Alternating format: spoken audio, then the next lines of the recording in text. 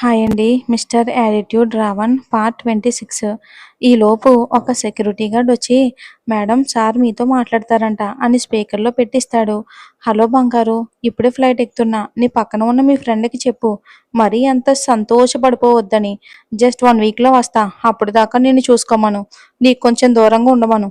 నీ విషయంలో నాకు నిన్ను తప్ప ఎవరూ కేర్ చేయడానికి వీల్లేదు. చాలా అంటే నాకు చాలా జలస్ అంటాడు కన్నింగా నవ్వుతూ ఆయు. టేక్ కేర్ అమ్మా అని ఫోన్ పెట్టేస్తాడు. వర్ష తన అరచెయ్యిని నోటికి అడ్డు పెట్టుకుని కళ్ళు తెరిచి చూస్తూ ఉంటుంది షాకింగ్గా. ఆమెని కదిపి ఈ లోకంలోకి తీసుకుని వచ్చి, ఏంటే అలా అయిపోయావు? మరి నేను ఇలా అన్నానో లేదో ఆయనకెలా తెలిసిపోయిందే? ఎందుకైనా మంచిది, కొంచెం జాగ్రత్తగా ఉంటాను. అయినా నాకు నిద్ర వస్తుంది పాప, కొంచెం దూరంగా ఉండు. బయట నేను డిన్నర్ చేసేసా, నాకు ఓపిక లేదు. బాయ్ అని అమ్మో అమ్మో అని గుండెలు బాదుకుంటూ వెళ్ళిపోతుంది వర్ష. ఊర్వి కూడా నవ్వుతూ వెళ్ళి నిద్రకు ఉపక్రమిస్తుంది. కడుపులో ఆకలి ఎలుకలు పరిగెడుతూ ఉంటే లేచి ఫ్రెష్ అయ్యి ఆత్మారాముణ్ణి తృప్తిపరిచి దేవయాన్ని మరి ఎటు వెళ్ళిందో అని టైం టైం నైట్ 10 కావస్తూ ఉంటే ఆలోచిస్తూ సోఫాలో సెటిల్ అయ్యింది ఈషాపాప. ఇంతలో ముఖంలో రకరకాల భావాలతో ఎంటర్ అవుతుంది దేవయాని. వడివడిగా వచ్చి సోఫాలో కూర్చుంటుంది. ఏంటత్తా, ఏదో ఫ్రస్ట్రేషన్లో ఉన్నట్టున్నావు అని లో గొంతుతో అనుమానంగా అడుగుతుంది ఈష. ఆమె ప్రశ్నకి కోపంగా ఒక లుక్ ఇచ్చింది. ఏంటత్తా చెప్పు. ఓసే, అసలే చాలా కోపంలో ఉన్నాను. నా మైండ్ అసలు పని చేయటం లేదు అని విషయాలు నీకు తర్వాత చెప్తానులే. మీ మామయ్య వచ్చే టైం అయ్యింది. ముందు నువ్వు ఇక్కడ నుండి లోపలికి వెళ్ళు అంటుంది దేవయాని. అనవసరంగా గెలిగి తిట్టించుకోవటం ఎందుకు, చెప్పాల్సినప్పుడు తనే చెప్తుంది అని లోపలికి వెళ్ళిపోతుంది ఈష. కళ్ళు మూసుకుని సోఫాలో తన వెనక్కి నెట్టి ఇందాక తను తెలుసుకున్న విషయాల గురించి ఆలోచనలో పడింది. అసలు ఆ డిజైనర్ ఆయు ఇంట్లో ఉండడం ఏంటి? కొంప తీసి ప్రేమ లాంటివి కలగలేదు కదా. అయినా ఆయు ఎవరిని దగ్గరికి రానివ్వడు. అలాంటిది ఒక ఆడపిల్లని తన ఇంట్లోనే పెట్టుకుంటున్నాడంటే విషయం చేయి దాటిపోకముందే ఇక ఏదో ఒకటి చెయ్యాలి. ముందు ఆయు ఇంట్లో పరిస్థితి ఎలా ఉందో చూడాలి అని ఆలోచనలో ఉండగానే బయట నుండి ఆనంద్ గారు వస్తూ దేవయానిని చూస్తారు. ఏంటి దేవయాని, ఏదో దీర్ఘంగా ఆలోచిస్తున్నావేంటి? భర్త అలా అడగగానే తన ఆలోచనలకు బ్రేక్ చెప్పి రాణి కన్నీళ్లను తుడుచుకుంటూ, ఏమీ లేదండి, ఆయు గురించే. ఆయు గురించా? ఏమైంది దేవయాని? ఇన్ని రోజులు చదువులు బిజినెస్లని ఇంటికి దూరంగానే ఉన్నాడు. ఇప్పుడు ఇక్కడికి వచ్చాక కూడా మనకి దూరంగానే ఉంటున్నాడు. ఇక్కడే ఉండి కూడా ఆయువుని చూసుకోలేకపోతున్నాం. నేను ఆయువుని కనకపోయినా ఒక తల్లిగా నా తల్లి మనసు బిడ్డ యోగక్షేమాల గురించి తల్లడిల్లిపోతుంది కదండి. నాకు ఒకసారి ఆయువు ఇంటికి వెళ్ళి కలిసి రావాలని ఉందండి. పైగా పెళ్లి మాట ఎత్తిన దగ్గర నుండి మీకు కూడా కనిపించలేదు. ఒకసారి నా కోసం రేపు వెళ్ళి కలిసి వద్దామండి అని ఒక ఆస్కార్ పర్ఫార్మెన్స్ ఇస్తుంది దేవయాని. ఇక దెబ్బకి ఆనంద్ గారు పడిపోయి, నువ్వు బాధపడకు, నువ్వు ఇంతలా వాడి గురించి బాధపడతావు అనుకోలేదు దేవయాని. నువ్వు చెప్పినట్టుగానే రేపు వెళ్ళి కలిసొద్దాం. సరే ఉండు, ఫోన్ చేసి చెప్తా అని ఫోన్ తీయబోతూ, వద్దండి, మనం సడన్గా వెళ్ళి కలుద్దాం అంటుంది. సరే నీ ఇష్టం. అవును, 2 రోజుల నుండి అసలు కొనాలు కనిపించట్లేదు, కాలేజీకి కూడా వెళ్ళలేదంట. ఏడి వాడు? వాడు ఫ్రెండ్ బర్త్డే ఉంటే పార్టీకి ఢిల్లీ వెళ్ళాడు, రేపు వచ్చేస్తాడండి. "ఉమ్, సరే" అని లోపలికి వెళ్ళిపోతాడు. తన ప్లాన్ పనిచేసుకున్నందుకు దేవయాని కన్నింగా నవ్వుకుంటూ తన రూమ్కి హ్యాపీగా నవ్వుకుంటూ వెళ్ళిపోతుంది. ఇంకది అర్ధరాత్రి 12 గంటలకి ఎదురుగా ఉన్న విల్లాని చూస్తూ తన బాల్కనీలో చేతితో బాటిల్ ఒక్కొక్క సిప్పు వేస్తూ ఆ విల్లా వైపే చూస్తూ ఉంటాడు రాజు. సార్, ఇప్పటికే చాలా లేట్ అయిపోయింది సార్. మీరు ఇలా చేస్తూ ఉంటే మీ ఆరోగ్యం ఏమవుతుంది సార్ అని అంటాడు రాజ్ మేనేజర్ చారి. గుండెల్లో ఉన్న బాధ తగ్గాలి అంటే తప్పదు చారి, నేను ఇలా ఉండలేకపోతున్నాను. అటు చూడు, ఆ బంగ్లాలో నా క్యూటీ ప్రశాంతంగా నిద్రపోతుంది. 2 సంవత్సరాల నుండి వెతుకుతున్న తన కోసం ఇప్పుడు కనిపించింది. కానీ ఇంకొకరికి లవర్గా నాకు ప్రాణం పోయినట్టుగా ఉంది. నా నుండి ఎవరో నా సమస్తం లాక్కున్నట్టు అనిపిస్తుంది చారి. నాకు తను కావాలి. తనని చూసిన మొదటి క్షణం నా జీవితంలో ఎప్పుడూ మర్చిపోలేను. ఒక దేవతని చూసినట్టే అనిపించింది. ఆమెని చూసిన ప్రతిసారి మనసు ఎంత ప్రశాంతంగా ఉంటుందో తెలుసా చారి. జీవితాంతం చూస్తూ బ్రతికేయొచ్చు. మొత్తం ప్రపంచాన్ని తన కాళ్ళ దగ్గర పెట్టేయాలి అనిపిస్తూ ఉంటుంది. కానీ తను ఆ ఆర్మానీని లవ్ చేస్తుంది. నాకేం తక్కువ? ఆస్తి, అంతస్తు, పేరు అన్నీ ఉన్నాయి. కానీ నా క్యూటీ లేదు. నాకు తను నాతోనే ఉండాలి చారి. నాకు తను కావాలి అని తూలుతూ అక్కడే పడిపోతూ ఉంటే చారి పట్టుకుని బెడ్‌పై పడుకోబెట్టి, మీరు మీరు కోరుకుంది మీకు దక్కుతుంది సార్. మీలాంటి మంచి వ్యక్తికి మంచే జరుగుతుంది. ఆ దేవుడికి అన్నీ తెలుసు ఎవరికేమివ్వాలో అని మత్తుగా పడుకున్న రాజ్‌ని చూసి డోర్ దగ్గరికి వేసి వెళ్ళిపోతాడు చారి. ఉదయం మెలుకువొచ్చిన ఊర్వికి తనకి తెలియకుండానే బెడ్‌ని చేతితో తడిమి చేతికేమీ తగలకపోవటంతో సడన్‌గా కళ్ళు తెరిచి చుట్టూ చూస్తుంది. రోజూ గుండెలపై నిద్రలేచే తనకి ఈరోజు ఇలా రూమ్‌లో ఒంటరిగా లేవగానే ఏదో పెయిన్ లాంటిది మనసును తాకగానే కళ్ళ నీళ్ళు నిండిపోయినాయి ఊర్వికి. బెడ్‌పై మోకాళ్ళ చుట్టూ చేతులు వేసి తల పెట్టుకుని దూకడానికి సిద్ధంగా ఉన్న కన్నీటి చుక్క అప్ అప్పుడే ఫోన్ మోగడంతో దాన్ని కింద పడకుండా ఒక్కసారిగా దర్చుకుని ఫోన్‌ని చేతిలోకి తీసుకుంది. అది ఆయువు నుండి వీడియో కాలు. కళ్ళల్లో మెరుపుతో వెంటనే లిఫ్ట్ చేసింది. "ఏంటి బంగారు లేచావా? బెడ్‌పై ఒంటరిగా ఉన్నావా? నన్ను మిస్ అవుతున్నావా?" అంటాడు అల్లరిగా. నోరు తెరిచి షాకవుతూ వెంటనే అతడి మాటల అల్లరికి ఆమె బుగ్గలు మందారాల్లా మెరిసిపోయాయి. కనురెప్పలు కిందకి వాలిపోతాయి. ఆమెని చూస్తూ "వద్దు బంగారం. నువ్వలా సిగ్గుపడితే నేనాగలేను. పని కూడా చేసుకోలేను" అంటాడు అల్లరిగా. చిరు కోపంగా చూస్తూ "మీకెలా తెలుసు నేనేమనుకుంటున్నానో? నా ప్రాణమే నువ్వైనప్పుడు, నా అణువణువున నీ శ్వాస నిండి ఉన్నప్పుడు నాకు నీ గురించి తెలీదా బంగారు? నువ్వు పీల్చే ఊపిరి కూడా నా మనసుకు తెలుస్తుందిరా. అలా తెలియనినాడు ఈ ఊపిరి ఆగిపోతుంది. ఆయు అని అంటుంది అతని చివరి మాటకి ఊర్వి. ఆమె పిలుపుకి, ఆ పిలుపులో వచ్చిన మార్పుకి ఆమెనే తీక్షణంగా చూస్తాడు. కంటి నిండా నీళ్లతో అతన్నే కోపంగా చూస్తూ ఉంటుంది ఊర్వి. ఆమెను అలా చూసిన క్షణం తను ఏమి అన్నాడో గుర్తుకు వచ్చి, సారీ మా, ఏదో అలా మీరు అలా మాట్లాడకండి. మీ నోటి నుండి అలాంటి మాటలు నేను వినలేను. ప్లీజ్ సారీ మా, ఇంకొకసారి అలా అనను. నా బంగారు కదా, ఆ కన్నీళ్లు తుడుచుకో. నేను చూడలేనురా, నా మనసు తట్టుకోలేదు అని అంటాడు ప్లీజింగ్గా. సరే అని కన్నీళ్లు తుడుచుకుంటూ టైం వైపు చూస్తుంది. అయ్యో, ఆఫీస్ టైం అయ్యింది. ఈ రోజు చాలా వర్క్ ఉంది. మీరు కూడా లేరు. నేను రెడీ అవ్వాలి. బాయ్ అంటూ ఉంటే, బంగారు బంగారు ఒక్క క్షణం. ఏంటి, నువ్వు నన్ను ఇందాక పిలిచావు కదా, ఒక్కసారి అలా పిలవా అంటాడు. ఊర్వి నేనా అని ఆలోచిస్తున్నట్టుగా ఫేస్ పెడుతుంది. గుర్తుకు రాగానే తనకి సిగ్గొచ్చింది. అని తల అడ్డంగా ఊపుతుంది సిగ్గుపడుతూ. పిలవ్వా? అయితే ఇందాకన్న మాటలు మళ్ళీ నా నోటి నుండి వింటావా? ప్లీజ్ మా, ఒక్కసారి అంటాడు.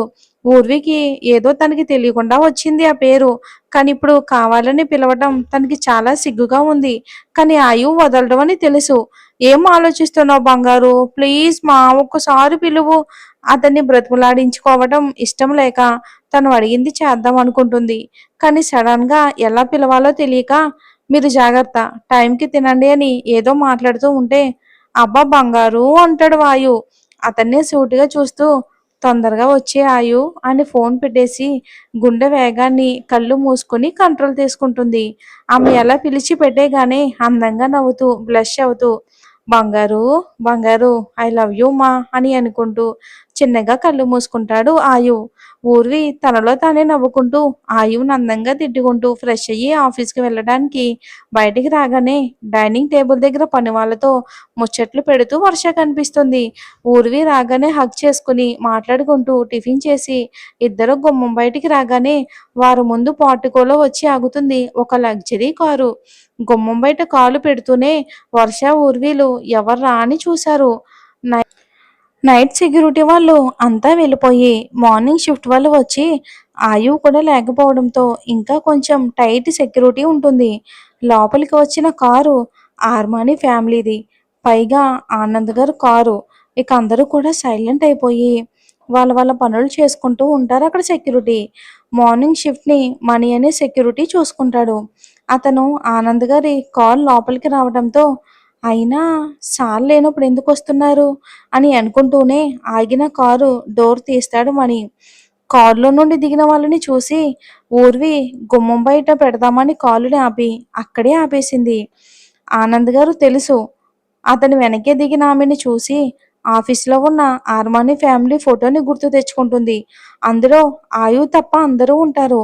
ఆమె ఆనంద్ గారి వైఫ్ అని, దేవయాని గారి అని గుర్తుపట్టడానికి తనకి ఎక్కువ సమయం పట్టలేదు. లోపలికి వస్తూనే గుమ్మానికి పక్కనే ఉన్న ఊర్విని చూసి ఆమె చేతిలో ఉన్న ఫైల్స్‌ని చూసి ఏదో డిజైన్స్ కోసం వచ్చి ఉంటుంది అనుకుని లోపలికి వెళ్తారు ఆనంద్ గారు, దేవయాని కలిసి. ఇక ఏమీ తెలియనట్టు ఊర్విని ఊరకంట చూసి ఆమె అందానికి తను కళ్ళల్లో నిప్పులు పోసుకుంటూ భర్తని అనుసరిస్తూ లోపలికి వెళ్ళిపోతుంది దేవయాని. ఆర్మనీ మెన్షా కంటే ఎంతో క్లాసిక్ లుక్‌తో ఉన్న విల్లాని కళ్ళు కుట్టేలా చూస్తూ సోఫాలో కూర్చుంటుంది. అక్కడే వినయంగా నిల్చున్న మణిని రమ్మని సైగ చేసి, ఆయు ఏం చేస్తున్నాడు? మేము అతన్ని కలవడానికి వచ్చామంటాడు. సార్ నిన్న నైటు యుఎస్ఏ వెళ్ళిపోయారు సార్. 1 వీక్ వరకు రారు అంటాడు. ఆ మాట వినగానే దేవయానికి గాల్లో తేలుతున్నట్టు అనిపించింది. ఇదే మంచి టైం అనుకుని ఎందుకంటే ఊర్విని అవమానించడానికి, ఇంకొకసారి ఆయువుకి దూరంగా ఉంచడానికి. పైకి మాత్రం దేవయాని ఏమీ ఎరగనట్టు అయ్యో అయ్యో పాపిష్టిదాన్ని. బిడ్డని చూద్దామని వస్తే నాకు ఆ భాగ్యం కూడా లేకుండా పోయింది అని దొంగ కన్నీళ్లు రాకున్నా సరే చీర పొంగితో కళ్ళను తుడుచుకుంటూ అంటుంది దేవయాని. డార్లింగ్ ఏంటిది? మనం వెళ్ళిపోదాం పదా. నాకు ఆమె యాక్టింగ్ చూడాలని లేదు. ఆ యాక్టింగ్ ఏంటే? మరి ఎవరికైనా తెలుస్తుందా? ఆ ఓవర్ యాక్షన్ చూస్తూ ఉంటే తెలిసిపోతుంది అది యాక్టింగ్ అని. చుప్ మాట్లాడకే. వెళ్దాంలే. ఇక దేవయాని గుసగుసలాడుతున్న విల్లా వైపు చూసి ఏమీ ఎరగనట్టు ఇదిగో అమ్మాయిలు మీరేంటి ఇక్కడ? అసలెవరు మీరు? నా పేరు ఊర్వి అండి. మీ కంపెనీలోనే డిజైనర్ మేనేజర్‌గా పనిచేస్తూ ఉన్నా. ఇది నా ఫ్రెండ్ వర్ష అండి, డాక్టర్ అని పరిచయం చేస్తుంది. వర్ష ఒక స్మైల్ ఇచ్చి ఊరుకుంటుంది. అది సరే మీరిక్కడ ఏం చేస్తున్నారు? అని నా ప్రశ్న.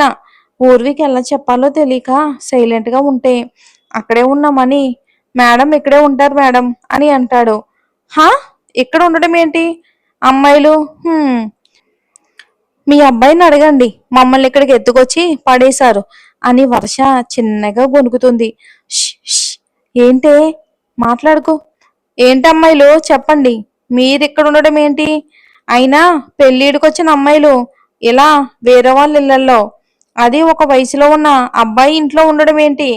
పూర్వికి ఏం చెప్పాలో తెలియక అది సార్ తీసుకొచ్చారు మేడం. హా! సార్ తీసుకొస్తే ఇలా వచ్చేయడమేనా? ఏ మీకు ఇల్లు ఆకలి లేదా? అసలే నిశ్చితార్థం ఫిక్స్ అయిన అబ్బాయి ఇంట్లో ఇలా వయసులో ఉన్న అమ్మాయిలుంటే పెళ్లి చేసుకుని నా మేనగోడలు ఏమనుకుంటుంది? అవ్వ అవ్వ నలుగురు చూస్తే ఏమనుకుంటారు అని నోరు నొక్కుకుంటుంది దేవయాని. ఆనంద్ గారు కూడా నలుగురు చూస్తే అందరూ తప్పుగా అనుకుంటారని ఇంకా దేవయాని కూడా అడుగుతూ ఉంటే ఏమీ అనకుండా చూస్తూ ఉంటాడు. చూడండి, మేమేం కావాలని ఇక్కడ ఉండట్లేదు. సారే తీసుకొచ్చారు మా ఫ్లాట్ ఖాళీ చేపించి అని అంటుంది వర్ష. ఎందుకు? ఏమో నాకు తెలీదు. మీరే సార్ని అడగండి. ఏదో ఫారెన్లో పెరిగిన అబ్బాయి. ఇక్కడ పద్ధతులు ఆయువుకి తెలీదు. మరి మీకేమయ్యింది? ఆయువు తీసుకురాగానే వచ్చేయడమేనా? నలుగురు ఏమనుకుంటారు అనే ఇంగిత జ్ఞానం అక్కర్లేదా? అయినా డబ్బున్నవాడు కదా. చూడటానికి ఎర్రగా బుర్రగా ఉన్నారు. మా వాడిని వల్ల వేసుకోవాలని చూస్తున్నారా? తగుదనమ్మా అంటూ వాడు లేకున్నా కూడా ఇంట్లో ఉంటూ మా వాడిని మాయలో పడేసుకోవాలనుకుంటున్నారా? ఆ మాటకి వర్ష ఏదో అనబోతూ ఉంటే ఊర్వి ఆపి ఆయువు గారు అని ఏదో చెప్పబోతుంటే ఆయన దగ్గర పనిచేసేదానివి పేరు పెట్టి పిలుస్తున్నావా? బాగానే చనివిచ్చాడు మా వాడు. చూడండి, ఆయువుకి నా మేనకోడలికి పెళ్లి అనుకుంటున్నాం. ఎలా? మీలాంటి వాళ్ళు ఇంట్లో ఉంటున్నారు. నలుగురికి తెలిస్తే మా పరువు పోతుంది.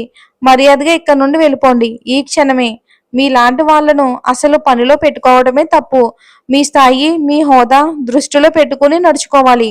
అనాథ బ్రతుకులు అని దేవయాని తన నోటుకొచ్చినట్టుగా అంటుంది. ఊర్వికి ఆమె మాటలకు మనసంతా ఎవరో ప్రశ్నిస్తున్నట్టుగా ఉంది పాపం. ఆయువులాంటి రాజకుమారుడికి ఇన్ని వేల కోట్లకి అధిపతి అయినా అతనికి నువ్వు నీలాంటి ఒక అనామకురాలు ఊరు పేరు చెప్పుకోలేని నువ్వు కరెక్టేనా అని అలా అనుకోగానే ఏడుపు ముంచుకొచ్చింది ఊర్వికి. ఆవిడనే మాటలకి వర్షకి కోపం పీక్స్లోకి వెళ్ళిపోయింది. చూడండి మేడం, మాకేమీ ఇక్కడ ఉండటం ఇష్టం లేదు. మీతో మాటలు పడాలని కూడా ఏమీ లేదు. మాకు ఇల్లుంది. కానీ సార్ మాటపై ఇక్కడ ఉన్నాం. మా ఫ్రెండ్ ఇక్కడ ఉండాల్సి వచ్చింది. అంతేకాని వేరే ఉద్దేశం ఏమీ లేదు. ఏంటే నోర్లేస్తుంది? మీరిక్కడ నుండి ఇప్పుడే వెళ్ళిపోవాలి. మాకేం ఉండాలని లేదు. ఇప్పుడే వెళ్తాం అని అంటూ ఇంకా బ్యాగ్స్ అన్ని సదరకపోవడంతో కోపంగా ఇక తన ఊర్విది కొన్ని థింగ్స్ తనవి తీసుకుని బ్యాగ్ మాత్రమే పట్టుకుని బయటకు వచ్చేస్తుంది వర్ష. పద ఊర్వి అని ఊర్వి చేయి పట్టుకుని బయటికి తీస్తుంది. చూడండి ఇక్కడ జరిగింది ఆయుకి చెప్పి మళ్ళీ వాడి దగ్గర నాటకాలు ఆడి మీ బుద్ధి చూపించుకోండి. ఆ మాటతో ఊర్వి మాకంత అవసరం లేదు మేడం. ఇలా పరాయి వాళ్ళ ఇంటిలో ఉండడం తప్పే. కాబట్టి మీరెన్నన్నా మీకు ఎదురు చెప్పకుండా వెళ్ళిపోతున్నాం. మేమేమి సార్కి చెప్పంలేండి. సారీ సార్ అని ఆనంద్ గారి వైపు ఒకసారి చూసి వెళ్ళిపోతుంది. బయటికి వచ్చిన ఊర్వి వాళ్ళని చూసి మణి పరిగెత్తుకుంటూ వచ్చి, మేడం మీరు వెళ్ళొద్దు, సార్ మమ్మల్ని చంపేస్తాడు, ప్లీజ్ మేడం. మణి ఇక్కడ జరిగింది సార్కి తెలియనివ్వకు. గొడవలు అవుతాయి వాళ్ళ కుటుంబంలో. నేనే ఏదో ఒకటి సర్ది చెబుతాను, నువ్వు మాత్రం ఏం చెప్పకు అని క్యాబ్ బుక్ చేసుకుని వాళ్ళ పాత ఫ్లాట్కి వెళ్ళిపోతారు. దేవయాని అనుకున్న పని అయినందుకు చాలా సంతోషంగా ఉంది ఆమెకి. కానీ తర్వాత ఉంటుందిలేండి. ఏంటి దేవయాని, కొంచెం నెమ్మదిగా చెప్పొచ్చు కదా. మీకు తెలియదండి ఇలాంటి వాళ్ళ గురించి. డబ్బున్న వాళ్ళని ప్రేమ పేరుతో వలలో వేసుకుంటారు. అది నిజమే. ఆ అమ్మాయితో ఏం అవసరం ఉందో ఏమో. ఆయువుకి తెలియకుండా ఏమీ లేదు. అంతగా ఏమైనా ఉంటే ఆయువు గురించి ఇషా చూసుకుంటుంది. ఇక్కడికి వచ్చి పైగా ఇద్దరికి పెళ్లి చేయాలి అనుకుంటున్నాం. ఒకరి గురించి ఒకరు తెలుసుకుంటారు. ఏమంటారు? నువ్వు అన్నది బాగానే ఉంది. అయితే ఈరోజే ఇషాని షిఫ్ట్ అయిపోమను, సరేనా? ఆయన అలా అనడం ఆలస్యం. ఫోన్ తీసుకుని ఈషాకి విషయం చెప్పి 15 నిమిషాల్లో విల్లాలో ఉండమంది విత్ లగేజ్తో. ఈషా సంతోషం పట్టలేక అత్తని పొగుడుకుంటూ విల్లాలోకి వస్తుంది. మరి ఏం జరుగుతుందో ఆయు వస్తే. మరి వచ్చే ఎపిసోడ్లో చూద్దాం. ఇటు మనీ ఇటు వీళ్ళలో తర్వాత ఎపిసోడ్లో చూడాలి.